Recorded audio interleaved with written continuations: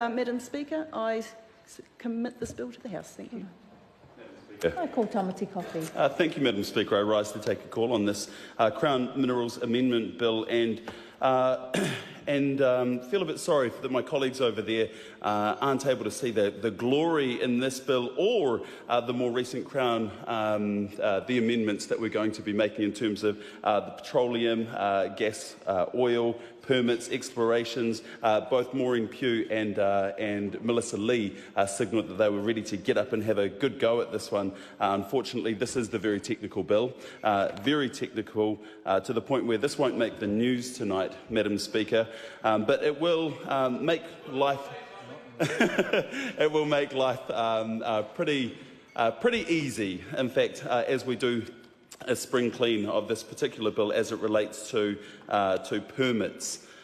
This has been an interesting one to sit over, Madam Speaker. As I say, incredibly technical. If you don't operate in this space, you won't know, but this is the bill that seeks to clarify things that need to be clarified, plug the holes, plug the gaps, fix it up so that it is fit for purpose.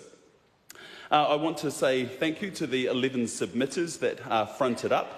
Te Ruranga o Ngai Tahu was one of them, and I hope that as they look at our report, as it's been reported back, as they look at the amendments that we've made to the bill, that actually they will feel a lot better that we've addressed some of the concerns that were made. The primary one, and this is one that's been touched on by a lot of my colleagues and previous speakers, under the Act, the change of permit operator requires the prior consent of the Minister of Energy and Resources or another delegated authority. It's because of that that the Minister will then have the oversight and be able to understand the appropriate transactions in the sector.